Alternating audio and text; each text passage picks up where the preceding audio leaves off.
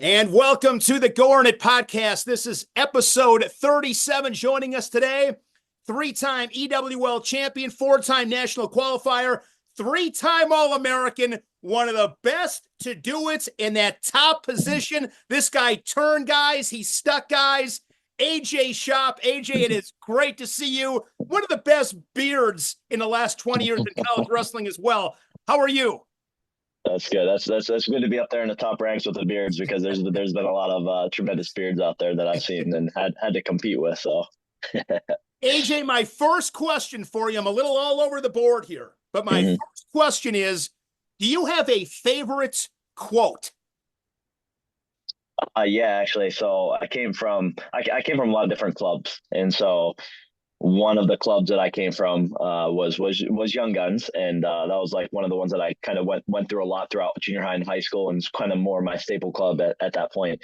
But I had a shirt, and I still have it. I actually just saw it the other day because we just moved and got a house and bought a house and stuff like that. So we've been cleaning up our garage for kids parties, Halloween parties, stuff like that. So the shirt, it's a Young Gun shirt, and it has green on it, which is one of my favorite colors. And so it's got green and black, and it's has a 4-leaf clovers and stuff. And it says, "The harder I work, the luckier I get."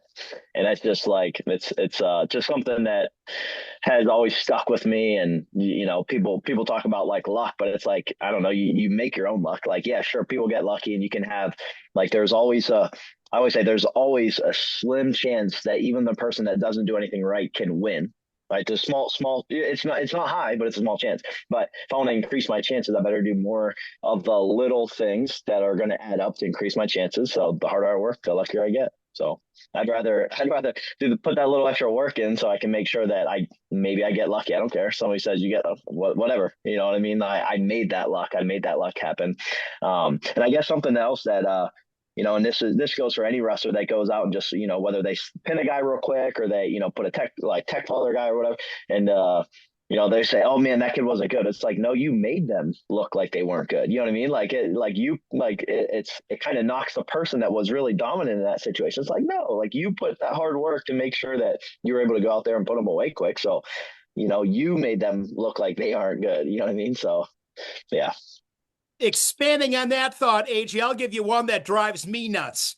So let's say you and I are wrestling each other and, I'm beating you by 5 or 6, and then you put me on my back and pin me, and I got caught. That's the whole, that's the whole business of wrestling is to catch somebody in a position and take advantage of it. That's one for me, AJ. Takes me from 0 to 60 real quick. It's like you said before. Well, he caught him. Yeah, good. Whatever. It's about the bottom line winning. It happened. Yep. And it's not because especially in this sport, like it takes a set to walk out there and, put it on the line and, go toe to toe with somebody else. Right. And so like, obviously, yeah, there's a lot of sports that are about controlling your own bodies, but this is about controlling your own body and somebody else's body and manipulating them enough that you're able to control them and say, here, you're going to do this. I'm going to put you here. I'm going to slam you there. I'm going to put you to your back there and make sure that you can't move, then get off of that. And that's why I love folk style, because it's very control based and, I like that stuff. So. Absolutely. I love it. Talk to me about Young Guns. The impact Young Guns had on you. And that club obviously is loaded with hammers. Who were some of the guys you rolled around with at that time? Yeah. So kind of when Jody had started in, Central Pennsylvania and started his club, I was kind of one of the first crews that came through. But some of the kids that were in there he had 2 or 3, 4 different clubs at locations at the time. I was more of the central PA. There was one over in Pittsburgh.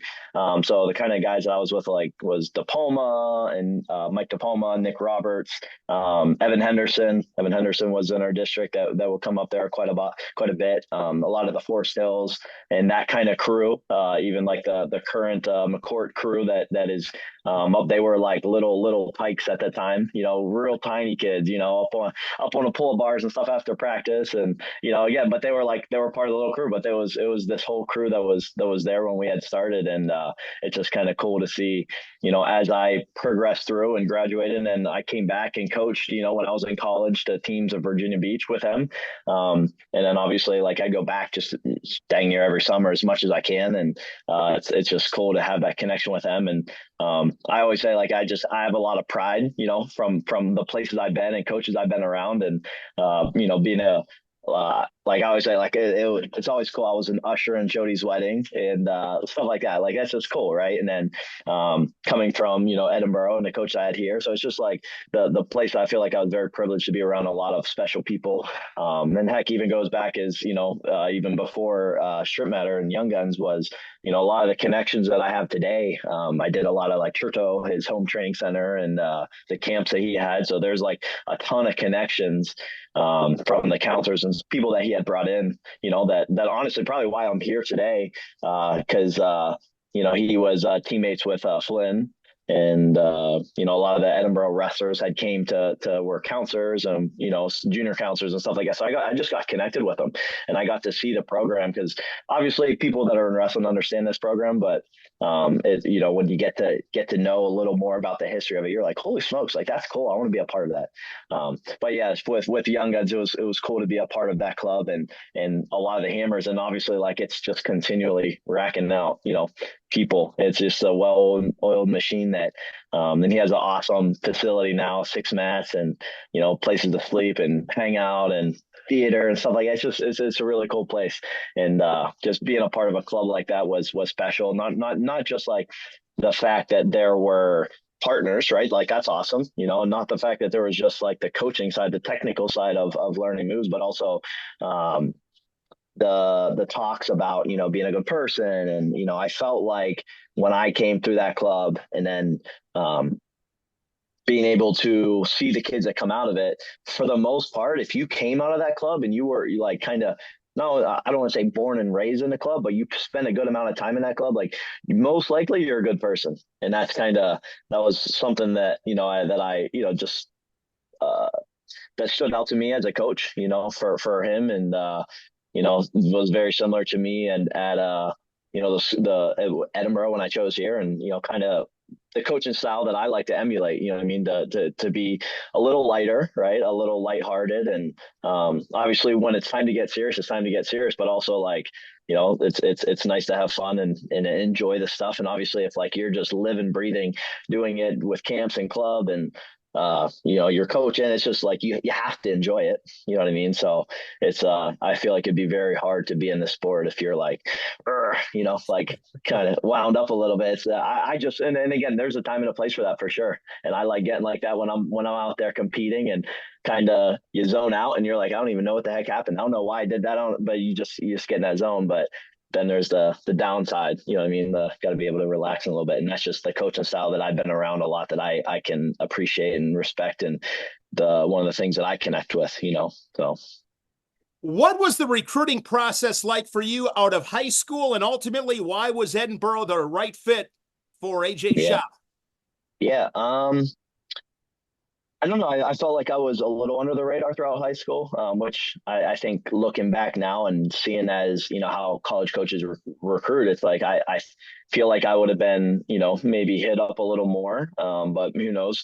I was, a second, fifth, second, and then first in high school. And I feel like I placed steadily at the national tournaments like Virginia Beach, NHSCA's, like second at freshman nationals and fifth at something like that. Like, so just continually placing high and, but I never won anything. So maybe that was, but I felt like that's what inside of me kept me a little more hungrier than a lot of people, because I didn't win much in high school. I think the only thing I really won was a state title as a senior, but that was after I had signed and everything. So, but to be like the underdog and for me, this place seemed like a place where they were continually producing.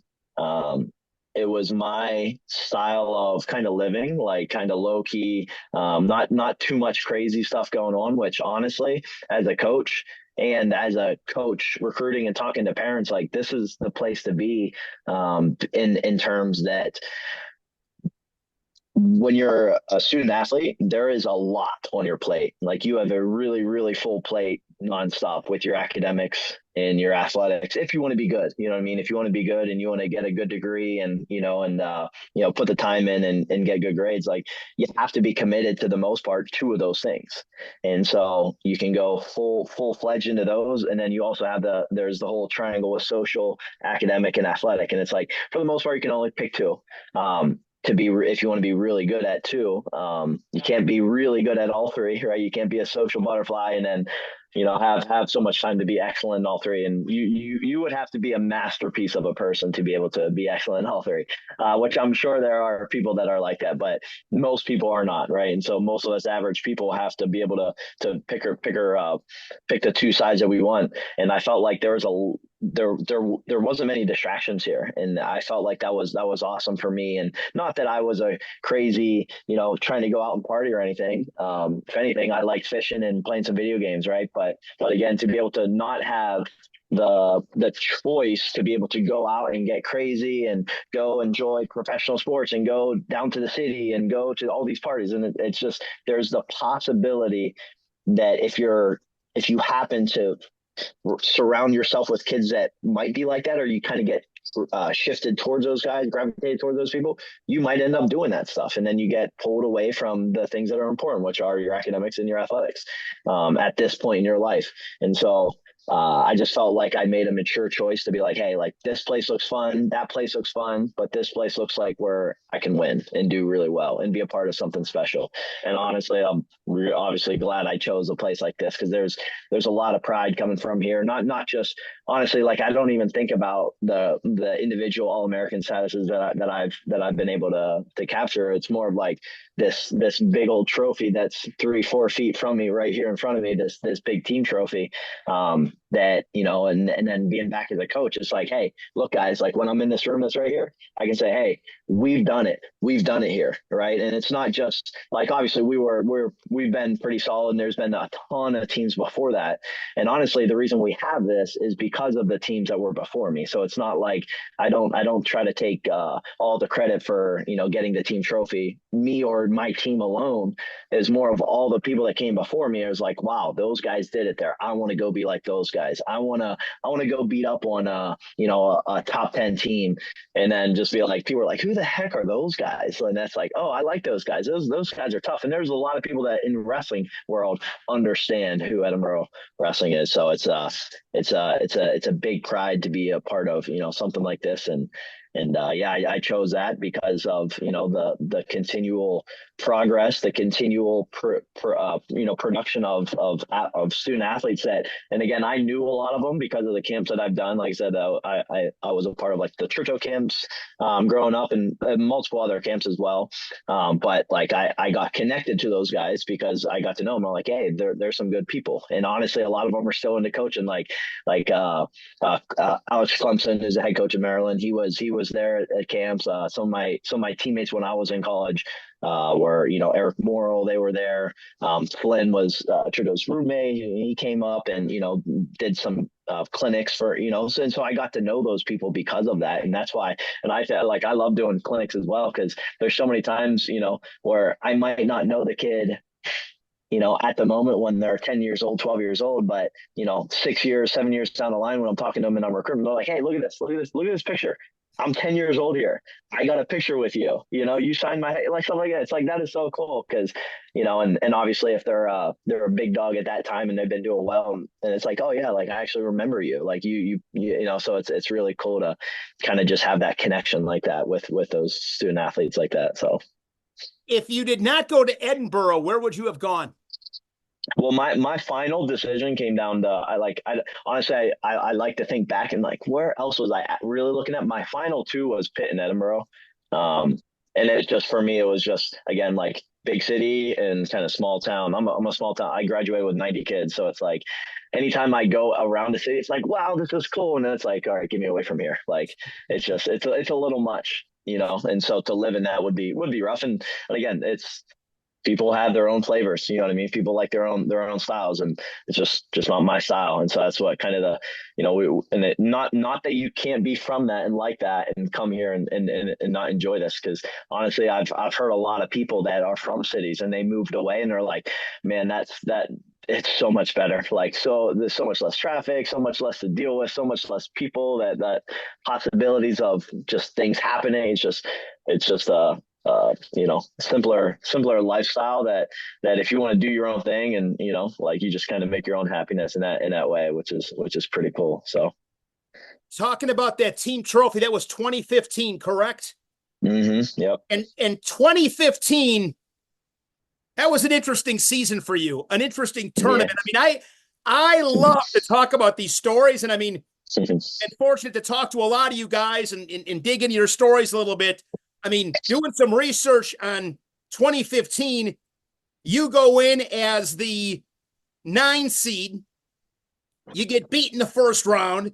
You win 7 matches straight to take third, which to me, that accomplishment is, gosh, I mean, that is some big time courage. So you're dealing with the disappointments, your final ride, not getting what you wanted individually, but coming through for your team and getting that third place trophy. Like what was, I mean, take me back to 2015 and those few days in March and the different emotions, because you got the whole gamut. Yeah, so I'll actually go back a little farther. I'll go back to probably 2011, when me and Mitch Port were roommates. Couple hundred yards that way in towers, and I remember like sitting in our dorm room just talking about goals and things that we wanted to achieve here, and which is kind of like cool and thinking about like get the chills, like man, like we were talking about, we wanted to pack Macomb Fieldhouse, which is where we compete, right upstairs. We wanted to win, national titles, like as individually and as a team. And again, like these are like young 18-year-old kids sitting in the dorm room being like, hey, like this is stuff we want to do. And it's just like, obviously from the outside perspective, which again, I felt like my whole life, I felt like I was like the underdog and people doubted me, which again, I kind of enjoy, because, well, you don't enjoy it, but you use it to fuel, you know what I mean? You use it for fuel. But then the third thing was, not even wrestling, well, kind of wrestling involved, but it was more just like the outlook on the team was like, hey, like, don't hang around the wrestlers. You know what I mean? To get away from them people. I remember honestly, there was a coach that told their team like, hey, don't hang around the wrestlers. And so like, and I was like, I took that to heart. I was like, screw that. Like I was not cool with that. And I just the third goal was to change the perspective of what other people had on the wrestling team, and just about being like good people. And I think, me and Port, and there was several other guys that were, captains and leaders and stepped up on a team. We had a lot of really quality people, and hard workers on our team. Obviously, you don't achieve a lot without that, but the one things that we had talked about, like I said, were those three. And so definitely changed the outlook of the team. People enjoyed being around us. I felt like as we got older and upperclassmen and kind of changed, got rid of the bad eggs on the team. And again, like I talk a lot about like being like a herd mentality kind of thing, where if you have a lot of good people, and you're going to have some people that are above and beyond, doing well above, way ahead, trying to pull the pack with them, then there's going to be a couple stragglers in the back. But if half of the people are in the backside, and then this side's up here, it's just going to be a lot harder for everyone to go a little faster. But if the whole pack's up here doing the right thing, and a couple stragglers are back there, yeah, there might be a couple guys that pull them along, but those guys most likely are going to leave because they're not doing what everyone else is doing. So the bad eggs are going to leave. They're not a part of it. And the same thing can work on the opposite side. There's a lot of bad eggs, and there's only a couple guys up here. Those guys are like, I don't like this. I don't feel connected. Nobody's doing the right things like I am. And so the more good people you have doing the right things, the bad eggs will leave, because or they'll jump on ship. They'll say, all right, let's go. I'll buy in, because they're not going to be around us, people that are doing the right things. And so they'll end up leaving. And honestly, we can appreciate that. If you're not going to do the right things, we don't want you around. If you don't want to be a part of something special and do the right things, then we don't want you. But yeah, and then so change of perspective. We got Macomb Fieldhouse packed several times, and probably one of the funnest one was it sounds weird that it was fun, but we didn't come away with a win. But just our goal with Iowa when they were in town, it was like I don't even know. It was top 5, I think, matchup. They might have been number 1 versus 3, or 1 versus 4, or 2 versus 3, whatever. And just the place was packed, standing room only. I still have people to this day talking about like that dual meet as a whole, and how like there's just so many people there, and it's just a joy to see that. And then obviously as a team, we didn't win a national title individually, which we definitely wanted, but as a whole, collectively, none of us achieved our goals of being a national champ. But collectively, as a team, the guys that went to NCAAs and then the 4 All-Americans that year, and I think it's crazy too. I think we only had 6 NCAA qualifiers that year, which is kind of wild because people are like, "Oh, you guys probably had 10 qualifiers that year, right?" And it's like, no, we only took 6. You know what I mean? And we still got third as a team. So our margin of error was very slim. So if I tucked it in and packed my bags and went home after that first match, like there ain't no way we're getting a trophy like that. And so it took everyone, right? And Vic Avery was in the semis, Dave Habit was in the semis, Mitchell Port was in the semis. Mitchell and Habit made the finals, and Vic lost a crazy, super close match to Gabe Dean. Basically almost had a takedown, had an ankle, lost. It's just crazy match, right? And so, but together, yeah, it's cool that collectively we're able to grab that team trophy right there and bring it home for the team, and then now and it's cool like hearing some of the past coaches like Bruce Baumgartner, who's right up there, past coach, and obviously AD. He's still around. He was in last week talking with our guys, and Gary Astorino was in last week or yesterday actually talking with our guys, just past coaches coming back in saying, hey, like we can do this. Like I want you guys to make sure you have that pride in this, and just like it's just cool hearing old stories from those guys and having the young guys connect with the people that they might not know yet, but they're soon going to be a part of this, this whole family of Edinboro wrestling, which is really cool when you travel places and you've seen it. Everyone that's seen it that's been around, like even if you're not an Edinboro person, you'll find a lot of non-Edinboro people in that crew just because it's just cool. It's cool to be around the our type of people, I guess. I don't know what that exactly means, but but it's a fun crew. But yeah, but and then what was your question getting into that again? When from an individual standpoint, losing in the first round, I mean, what do you remember from that, and what was said to you? What was the what was the mindset for you at that time? Because that had to be pretty devastating, I would think. Yeah, for sure. And so those goals I was talking about, right? And so coming into that senior year, we're like, there was 4 of us for sure that year that had for sure, obviously in our eyes we're very biased, but we had 4 possible national champs that year. And obviously like it kind of comes to fruition too. Like I had my chances. I had beaten both guys that were in the finals my year. Mitchell had Stever, and definitely Mitchell was a stud, and he was honestly Zane Rutherford's last loss in college was to Mitchell. Like people, I feel like he doesn't get the credit that he deserves. He was a boss. Finalist. Yeah, he's pretty good. And then Habit had a close match with How to Show. And I don't know if it was overtime or it was just a 1 takedown match. And Vic Avery, like I said, he was a takedown away from beating Dean, who ended up winning that year. And it was like an overtime match that they had. So it's just crazy that there's the chance for us to get that.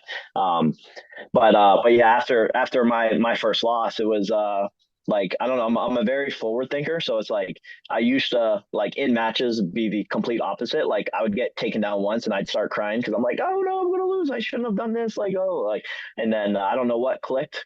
But like, it's just a match. And, anytime there's time left on the clock, there's time left to wrestle and score and win. So it's, I've always stayed super well collected. And then there's even point in matches where it'd be like, 10 seconds left and I'd be good, but then 2 seconds left, then I'd start bawling my eyes out when I was little, right? So it got to the point of like, hey, I know there's a chance, and then all of a sudden there's not a chance anymore. And but yeah, as I got older, I realized like all right, so as I'm losing matches, like it's fine. I just got to go back to work, and it's just wrestling. You know what I mean? It's just wrestling, right? Which if you take it like that, obviously nobody wants to lose. I'm a super competitive guy, and if anyone knows me, like I get mad if I'm losing to Madden against my little brother. You know what I mean? Like to this day, I'm still gonna get super mad, and I'm gonna go back and I'm gonna ask people. I'm gonna go on YouTube. I'm gonna find a way to beat him next time, and I'm gonna say, give me an extra shot. Like I just want to compete and be better, I guess. So.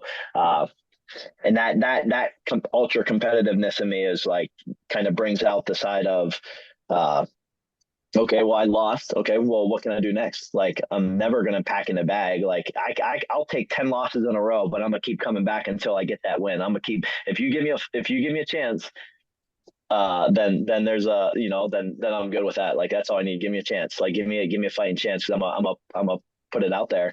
But yeah, my next match was pretty close. I think it was like a 4-2 win. Over Jeff Alexander, a kid who kind of grown up, I think he was from Maryland. And then after that, it was actually kind of funny. Flynn, again, in that lighthearted way, that coaching style that I can appreciate and like. It was like, just go pin a guy. What are you doing? Just go out and get a pin.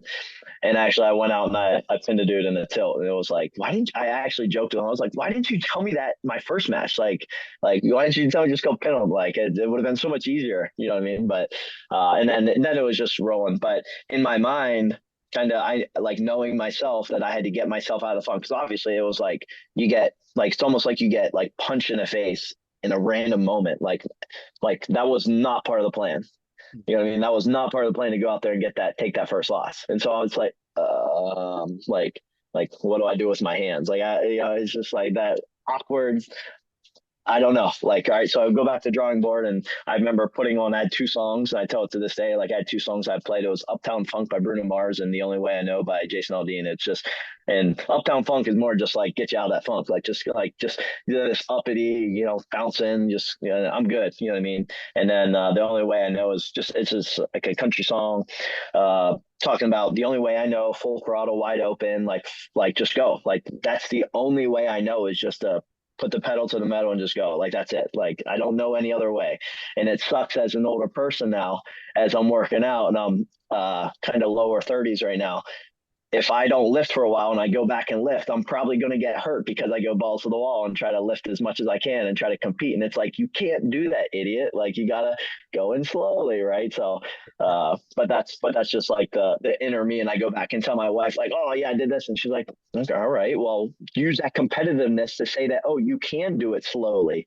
Like, I'm like, you're right, but like, it's just hard to do that in the moment. So but yeah, I would say a lot of that came from just being that competitive, like I don't care, like, if you beat me 20 times, like, I'm still going to come back swinging for the 21st one. And and thinking that I can win it just as much as I could if I stepped on, if I beat you 20 times in a row. Like, it's just like, there's a chance, like there's a chance, and I'm a fight for it. So what's the most impactful conversation you've ever had with Coach Flynn? No, there's a lot. There's been plenty, and a lot of them are just kind of referencing to situations. And there was a lot when, kind of something similar to what I was just talking about. But this is something I actually tell a lot, because when you have competitive people in a room, and there's usually people that aren't as competitive, the people that are ultra competitive are usually gawking at the people that are not like them, and they're trying to make them come up to their level and trying to get them to compete. And sometimes they end up getting so tired from competing so hard that the people that weren't training super hard end up winning something. And they're like, haha, I got you. And the person just gets so mad. They're like, and the perfect example is the sprints post practice, like doing sprints, doing something really hard post practice. I call it the zombie round at the very end, because as someone who works really hard and wins the first, let's say we're doing 10, I win the first 5. Once I get to 5, I'm starting to get tired, and I just can't go any harder. 6, I'm losing. 7, I'm doing worse. 8, I try to get back up there. And once I'm at 7 and 8, there's usually 1 or 2 people that know that we only have 2 or 3 left, and they've been saving, and all of a sudden they just crush everybody. And I call it the zombie rounds, because people that just they were dead, and then all of a sudden they came alive at the end. And it just makes me so mad, because I'm like, I'm not that. I want to win from the beginning. And so I'm doing that, and again, I'm the competitive person. Like, oh, you guys can't do this now. Like all of a sudden, here comes the zombies. Let's go, guys, come on. And Flynn goes, win it anyways. And I'm like, oh, you're right. I'll just do it anyways, and go. And I probably won the next 2, But it was just that, like, but again, that's that competitiveness in me. Like, my body was kind of like, or my mind was like, hey, you're getting tired. Like, you've done so many. And then all of a sudden, that competitiveness, and again, understanding who I am, like, hey, win it anyways. And it was like, it kind of pulled that inner, like, hey, go get it. Like, let's go. Like, grow a set and go get it. You know what I mean? It's you're tired, okay, but so is everyone else. And there is going to be people that aren't going to wrestle a whole match, and they're going to wait, they're going to stall, and then all of a sudden they're going to go out and try to get one takedown. And those are the most boring wrestlers. Like I hate that. It's very hard to coach that. I try to get away from that as much as I can, because it's boring. It's hard to win. It's hard to be consistent like that. It's hard to be, it's hard to be good like that. Like you can be talented, but you probably won't. Your consistency level won't be high because your margin of error is very slim. So, but yeah, that was one of the ones that has stuck with me. And it's like, hey, like that's fine, let's win it anyways. And I was like, oh, you're right, but you know what I mean. And so, because I was always like, I have a little bit of a mouth on me, and especially when you get competitive and you get a bunch of people, like it gets going. So but yeah, that's the one thing that stood out with me, and it's a kind of funny story too. How did you approach the mental side, and how did the mental side change for you during the course of your career as you matured and developed? Like, what have you come to learn about the mental game in this sport? I know it's the $1 billion question. Yeah. I didn't do anything, and I wish I did do more things mentally, but I was just all like, I did it, I would say, like on a personal level. Like I did it like individually, just myself, like just kind of, and kind of like the inner voice in my head, just kind of constantly talking about it and being aware of how important the mental side of wrestling and the mental side of competing and just the mental side altogether is just super important. And how I've always said the brain is such a powerful thing. And just like honestly, like your body can put yourself in so many crazy situations. A really powerful like reference for wrestlers is, a lot of wrestlers don't cut weight the right way. So they weigh in, or they're about to weigh in, and they feel like absolute crap, right?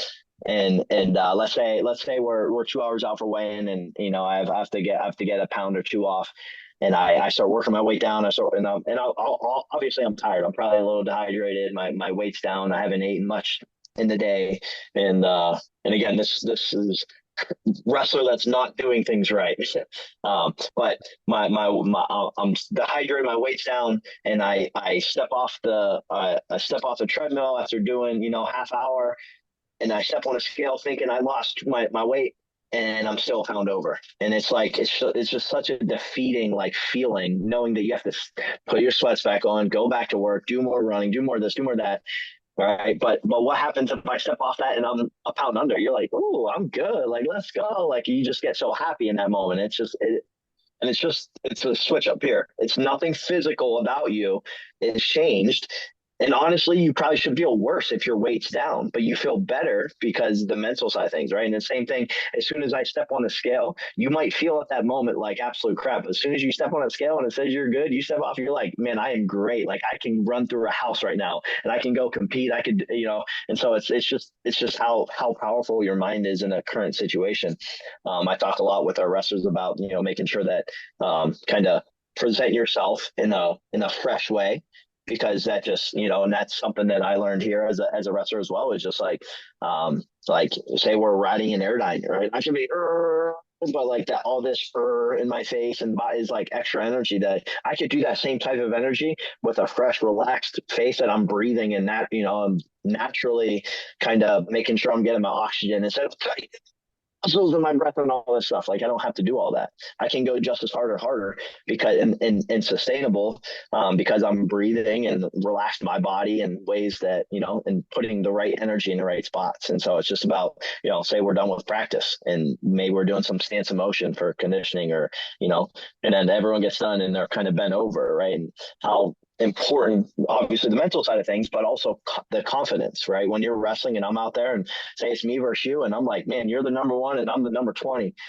I might not feel like I can shoot on you if I'm not a confident wrestler. And so I don't shoot, right? But if I come out with confidence and you're standing up and you're baiting me with that leg, if I'm confident, I'm gonna go out and take it. If I'm hesitant, I might touch it and then hesitate. And then obviously hesitation is a killer there, right? So confidence is such a huge huge mental game in wrestling that's super important. And so a lot of people present that and want to talk about it with their wrestlers, just about making sure that you're first back to the center and you're not showing weakness and stuff like that. But it's like, just look fresh, just stay relaxed, stay in the moment and thinking of your game plan and what's important to you at that moment. But to me, it's a lot with a wrestler is just about staying fresh. You know what I mean?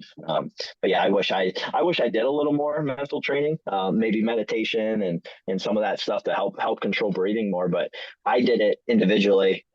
Again, I throughout my career, one of the things I just wish I would have asked for a little more help. You know what I mean? Just in whatever way. So that's the one thing that I always tell all our guys, like, hey, like, open up, talk with us, talk with people, ask questions, ask an upperclassman, make sure you're connecting with people to understand, because it's hard enough to do it by yourself. And I guarantee you there's more people on a team that are having problems like you know what I mean? So make sure you're opening up about, whatever it is that, you want to improve on. So if this is important to you. So what match in your career taught you the most?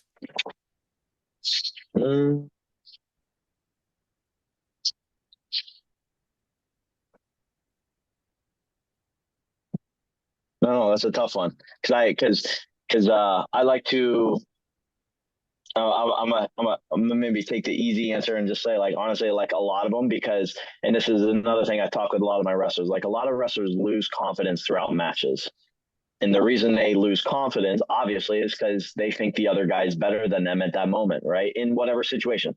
Again, let's say, back to this, I wrestle you, I take a shot, you sprawl, I don't get it, stalemate, back up. I shoot, you sprawl, I don't get it. Third time, I'm like, I don't know if I should do that. You know what I mean? And so instead of thinking, and again, because, hey, I messed that up, you're better than me, you got to sprawl, you're faster, you're heavy hips, like, it's not about you. And I don't want to make it about you. I want to make it about me. I want to make it like, hey, I made a mistake.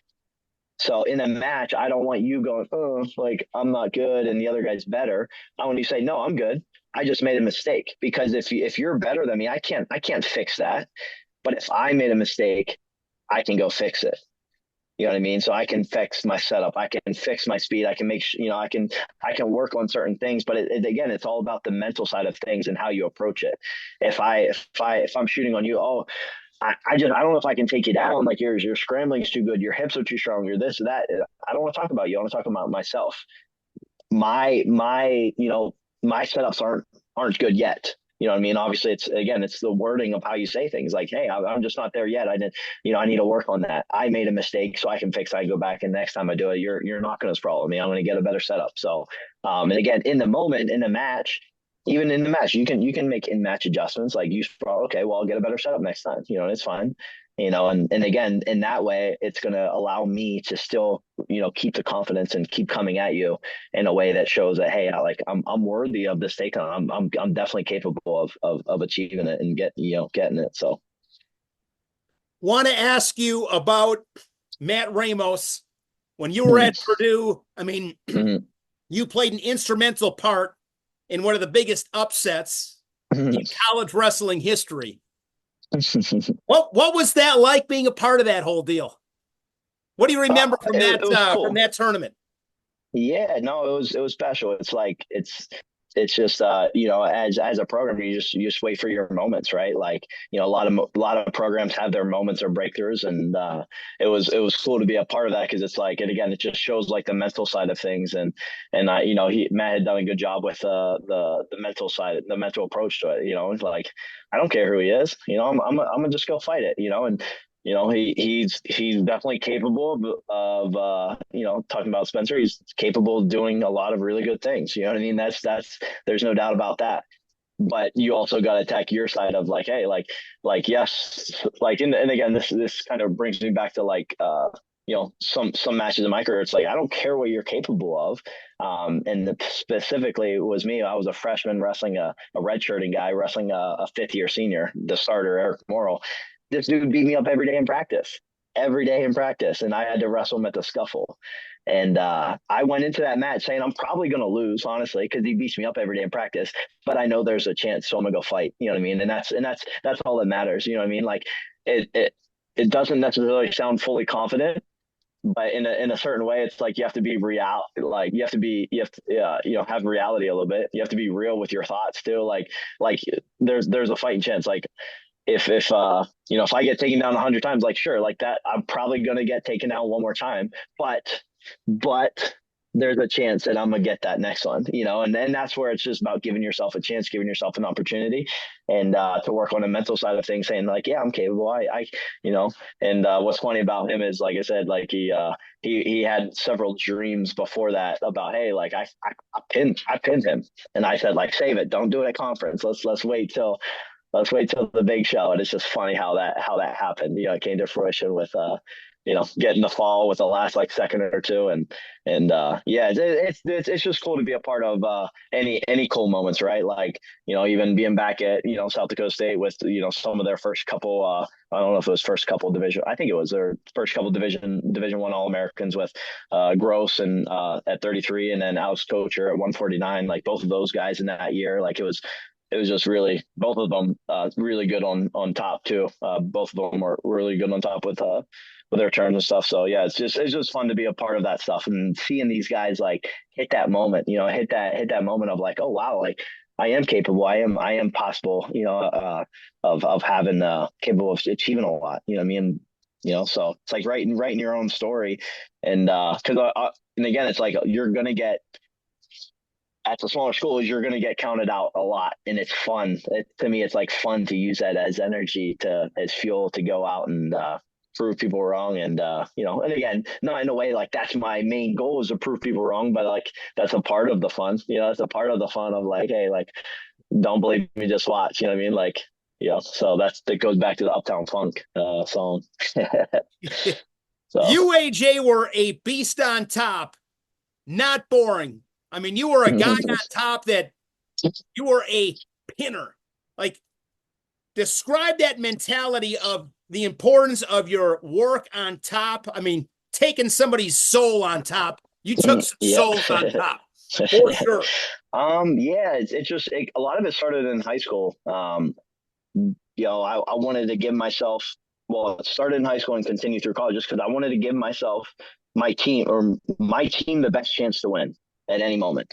So obviously, unless I'm getting a forfeit, the next most possible points that I can get from my team is a pin. Tech balls are fun. It gives you wrestling. It kind of proves dominance as well, but again, it doesn't give your team the most points. And so in a dual meet or even tournaments, obviously you get the most points that way. If you want to help your team out the most, that's what you got to do, straight up. And so I obviously that was something that I strived for, and I enjoy being different a little bit and doing things that not a lot of people are like, let's cut them, and it's like, no, like let's find a way to make it work on top. And I started working that stuff from high school, and honestly right before high school with like junior high, just tried to learn how to be different. I would say it even started slightly before that. Most people start on, grabbing their left opponent's elbow on top. And I remember being younger, and it's kind of funny because it comes from like the trying to be different side. I hated when people started on my right side. I was like, I don't know how to do a switch and stand up and that as well on that side. Obviously, as you get older, it's so easy on bottom with both sides. But as a young kid, I'm like, I hated that. So I was like, I want to do what other people are doing when they start on the other side. I want to make kids have a hard time because when we're drilling, they're like, start on the other side. I'm like, no, I'm going on this side. Like that's, I'm going to make it harder on you. And so that was something that I probably was the start of it a little bit. And then just going throughout high school and there was a couple pin records in high school that I was like, I want to go get that. I want to pass that. And same thing in college. There was a pin record here and I wanted to go beat that as well. And, it's fun. It's something that, even as in a dual meet setting, I enjoy so much being like one of the first couple of matches. Right. And then even more so, obviously when you get a pin, but like at that moment, like you can sit back and relax and like say, hey, I did as much as I could for my team. Like I'm just relaxed now. Like obviously you want your team to win and do well, but like at that moment it's like, hey, let's do the most for my team. And And that's it's huge in college wrestling. A lot like there's not a lot of bonus points that get scored. I think you're going to see that trend going up now with 3-point takedowns and 4-point back points, and that would have been fun to be a part of. One less swipe and one more point to it. So just double in it there. So but yeah, it's just about being different and trying to help your team in the most way. And so I think I get a lot of credit for like tilts, but the cradles is what I put a lot of people away with, which was, kind of made it, they worked really well together. So You are the all-time pin leader at Edinboro, I believe, correct? Yeah. Okay. Do you have a most memorable pin? Honestly, some of the pins that I had in tilts were fun because you don't get those. So like there's just some of those ones that when you happen to pin somebody in a tilt like those, like, and I didn't often stand up. It was like, yeah, like let's go, but like I'd clap and get a little smile and like kind of just like get giddy when you pin somebody in a tilt. Yeah, because it doesn't happen often. I would get a couple of those a year, just as many tilts, doing a lot of tilts. But I would say there was right. All the ones on the backside at NCAAs, honestly, those were really fun. And being from Central PA, I think my blood round, no, it was Huntsy semis versus so I guess DiCamillo in the blood round, and then I think I had one more match, and then in the consies I had consi semis I had Golobon, which was like they're just any of those pins on the backside, like they're fun, and obviously the blood round because I would say that one probably stood out a lot. Just and he was I think the next year or 2 years after that was in the national finals. Like that dude was tough. DiCamillo, George Yeah, DiCamillo from George UVA. DiCamillo out of Virginia. Yeah. He He was a was stud. tough. He was George was a he was stud. strong. He grabbed my hand, and I didn't even try to get it away because his grip. And it was just one of those things I remember hearing from my teammate. I think he was Dave Habit was teammates with him or something like that from Ohio. But he grabbed my hand, and I didn't even want to try to get it free. Like his grip, and I think I have a strong grip, and I was like, I'm not even going to fight that wrist. You can have it. It's yours now. Like it was just I remember that one thing about the match. But yeah, it was fun because I remember on the backside. And again, you don't want to look at the brackets. You don't want to see who you have in the future. But it's like the one thing I looked at is I needed 4 matches to make sure that I'm at least an All-American. Like at that moment, like that was the one thing that did go through my mind after I had that first loss. It was like, crap. Like I gotta have 7 wins to get third, but I still need 4 just to even place. Like so like that was just I just didn't want to not place. Like that would have been horrible. There's been a lot of those people. Senior year that they end up not placing after placing several times before that. And so that was the one thing. And again, it's like, you don't want to think about those stuff. Like that's something I want to try to get that thought out of my head, just go one match at a time. But we're human, you know what I mean? We're human in that stuff. Those thoughts creep in there. So, and again, to be aware, like, hey, like I shouldn't be thinking of this, but I am, you know what I mean? Like those, like you got both sides, right? And there's actually a song I listened to the other day. It's like, you got this side that's fighting you here. That's like, kind of protecting you, but also being mean. You know what I mean? Like, and then the other side, like, hey, I'm good. Like, let's not focus on that stuff. Let's do what's at task right now. And definitely we all have those inner thoughts, right? And so it's just how can we control that? How can we discuss those? How can we tell other people about them? You know what I mean? To help us kind of control those if we can't ourselves. So but yeah, those were some of the fun pins there. I have to ask you about Tony Ramos. I thought you guys had some throwdowns. When you think back to those matches, and it's a decade later, but what's top of mind? Yeah, those were honestly, like I would say some of my like rivals. Like yes, he was definitely one because those were some of the bigger matches, right? The NCAA semis and obviously our goal here at Edinboro, like that was fun. But Dardanes, Chris Dardanes, that was another dude I just wrestled a lot. And then Mason Beckman, those were the 3 guys that I feel like I just wrestled so many times in college. Tyler Graff as well. Like we had just had a lot of back and forth matches and like it's just one of those ones where it's like you don't necessarily look forward to, but like you do. You know what I mean? Like there's a side of you that's like, man, like that's just gonna be like a barn burner. And like I would just love, and again, someone who loves to put up bonus points, like everyone does, right? But it was just very common for me to get some bonus points. And so like I hated when I couldn't get those bonus points. Like it honestly like frustrated me. Like I didn't like winning by a close margin. And maybe this helped me get bonus points because like I know that I'm that close to losing. If I'm winning by 1 or 2 points, like I'm that close to lose. I'm one move away from losing. And so maybe that was my fuel to the fire to, hey, like, let's go get a turn. Let's go get another takedown. Let's go get some back points because I needed that fuel, you know what I mean? To be able to not have that, I don't know, not necessarily anxiety, but you know, that pressure on you and pressure is fun. Like I still, I tell myself all the time, like I love having the pressure, like give me the pressure, you know what I mean? Give it to me. And again, it's just like the mental side, the mental training, you know what I mean? Like it doesn't matter if it's, so let's say we're in the room playing handball before practice. Like, give me the ball if we're losing with 30 seconds left. Like, put the pressure. And it's just that constant attack of that moment when a lot of people freeze up and don't do well. And if you can put that on, and okay, well, what happens if you fail? People are going to get, oh, who cares? No, honestly, people, it's not that big of a deal. But the pre thoughts of, well, what happens if I don't? What happens if I talk big and then don't back it up, like, okay, well, fine. Like, there's so many people that are like that. But again, it's just about owning it a little bit. Okay, you got me. Give me another shot. You know, let's go again. And then the next time you're in that pressure moment, like, yeah, give me the pressure. Put pressure on me. Talk smack. Let's go. And then you hit it. You know what I mean? So, uh, those are. But yeah, the Ramos matches were. He got me in the last one, which was rough because it's one of those ones that is was it like 30 seconds left and finished. It was a close match, but yeah, we had quite a bit of the battles and they were fun in the moment. And obviously the funnest one for me was the win here and at Macomb. And you have your whole crowd and the family and friends and just a lot of people coming to watch just Iowa, and then also like little Edinboro scrap with Iowa because we were two of the top teams. And yeah, it was special, and we're looking forward to getting something like that, getting back here again. You ever talk to like Tyler Graff or Tony Ramos? Any conversations with those guys? Mm.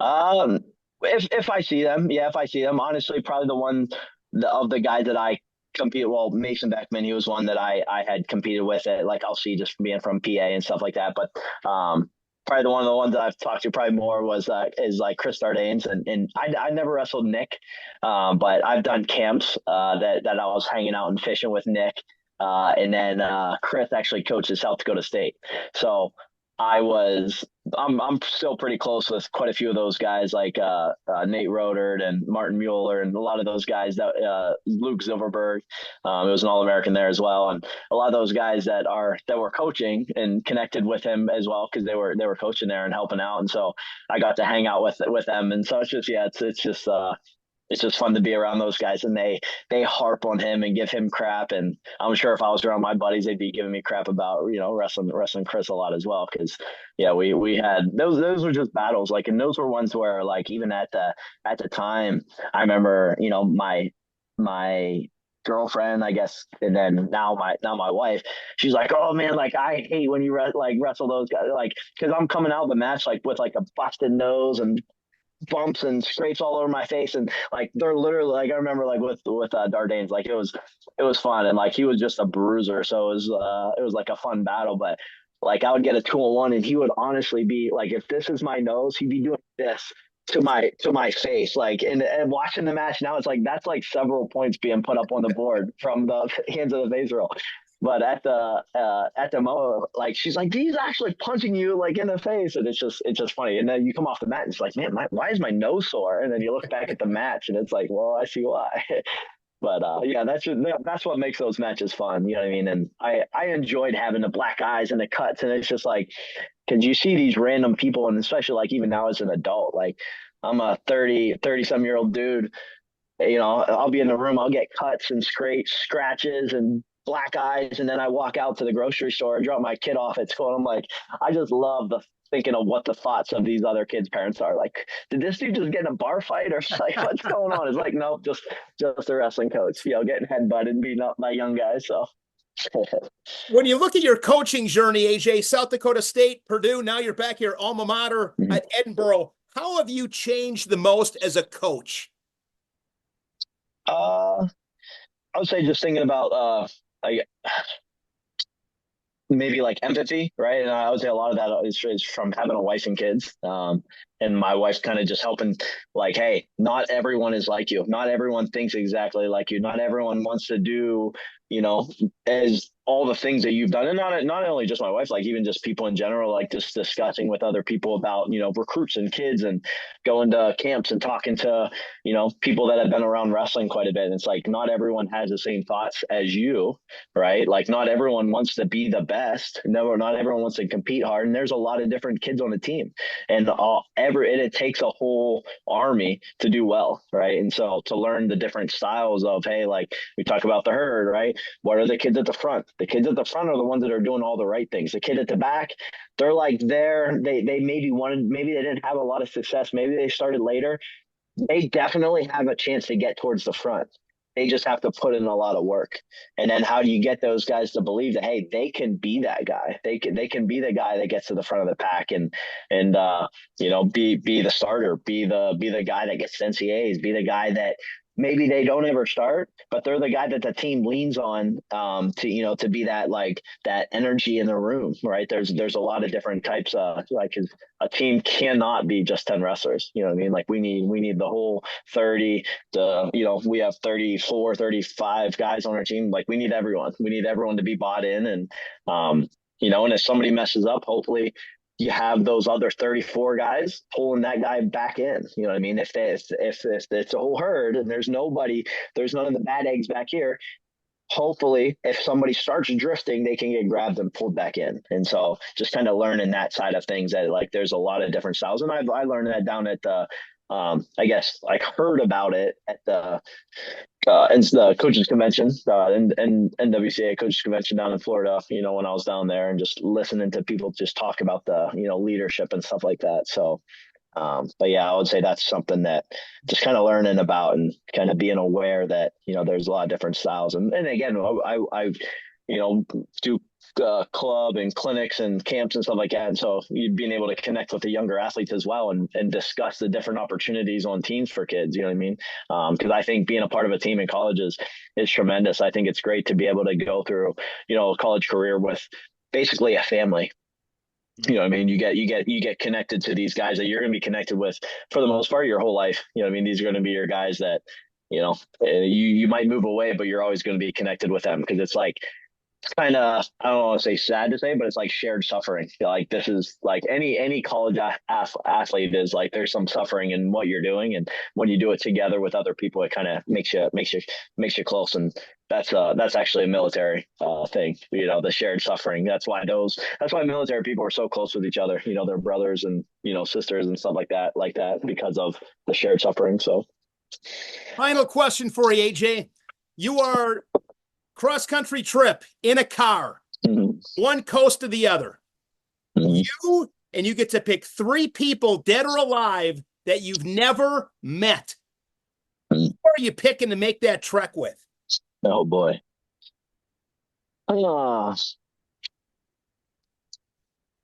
It's I like technology, so maybe Elon Musk would be kind of cool.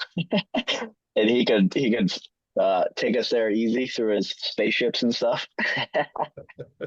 And his cars. Man, I don't know. That's a rough one. It'd be definitely fun, because I'm not a huge fan of history, but I enjoy listening and learning about some of the stuff. Like it's not something that like I'm a jump into as one of my hobbies, but a lot of the history stuff. So anyone honestly that came from 1800s would be kind of cool, because it's just a different perspective of life, of how things are. And yeah, I guess even in the current world, like you got people from third world countries that are like, what is the one thing that you want the most? And it's like to be with my dad, to be able to have water. And it's like, it's just your perspective on a situation. Right. And so it kind of makes a perspective of the moment that we're in now, and our current situation is really not that bad. You know what I mean? We have it so good, so good here that, a lot of people, kind of take advantage of that. The third one, oh, let's see. So I guess the second one I didn't really give you a specific, but maybe let's go like Abe Lincoln because he wrestled. That'd be pretty cool. Uh, I